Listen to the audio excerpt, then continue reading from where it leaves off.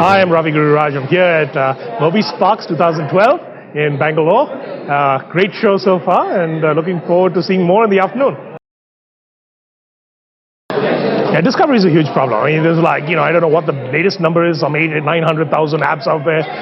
Very hard to get discovered. I think the best advice I can give somebody is build a really beautiful design, right? I mean, nothing can stop an awesome app from bubbling up to the top. Users will. That's the great thing about the app space. It's true democracy at work. So, great apps will just bubble up. There's no way to suppress them.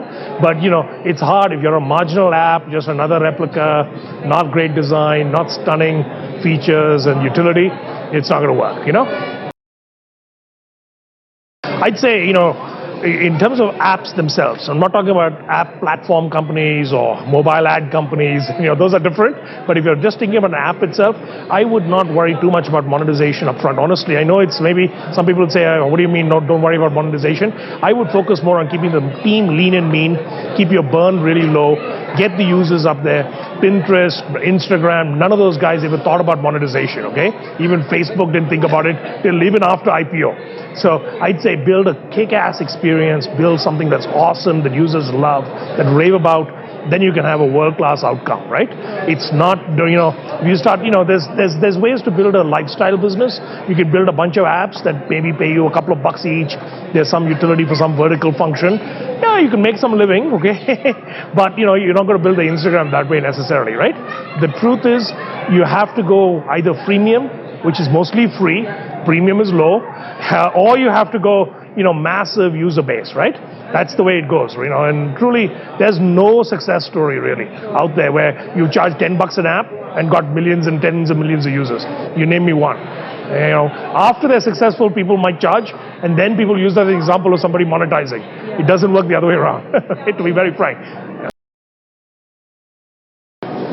So I'd say the opportunities really in India are very similar to the opportunities everywhere else in the world. Listen, when somebody picks up their smartphone in India, it's not like they have a different experience than somebody picking up their smartphone in the US. I have the same needs, I have the same desires, I have the same tasks that I'm doing every day. So why would it be very different? You may have language-specific things that are different. You may have some custom things that are different. Customs here. You may customize the experience a little bit. You may have certain opportunities that are a little different. But fundamentally, something that works in India would work globally. Something that works globally should work in India. I don't believe, there's some India-specific use case, that you can go after. Indians are no different than anybody else in the world, We want the same great apps. We want the same high-quality experience. Otherwise, I'll just go to the US App Store and download something, right? Why do I want some crappy app from India, right? I want a super app from India. And if we have a super app here, US guys are going to be downloading too, okay? So it's the other way around. It works both ways, I think India-specific apps might take a little bit of time because the smartphone, penetration rates are still low, but it's going to be massive if you look at the data that Qualcomm and others are putting out. It's just tremendous, amount of smartphone penetration is expected, right? In the next few, next few months, even quarters, right? Maximum. So I think, when the price of the smartphone goes down, the feature phone will over time disappear. We all know that. It's like everything is going mobile, everything's going cloud. Like that, everything is going smartphone, right? It's just how smart is the smartphone. That's all that's going to be the issue at question, right? So I think with that, see a lot of penetration in India, a lot of opportunity, but it's still nascent. So I wouldn't worry about it. If you can build a great app near term, you'll be there 24 months from now when the market comes, right? So I just concentrate on building something great now, Yeah, so early stage on, I said this is a great time to build an app company, okay? There's never been a better time because you in India has never been a better time. I really mean that because you here in India, any developer here in India has just as good a chance as a development team in Silicon Valley.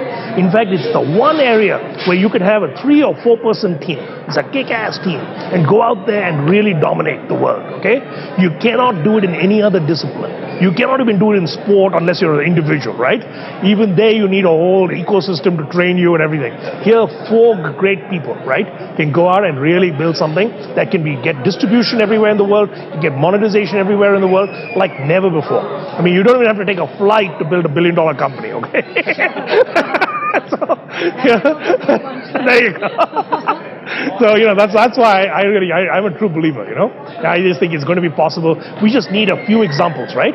And then people will be like, man, everybody will be flooding in that space, right? It'll happen, I think,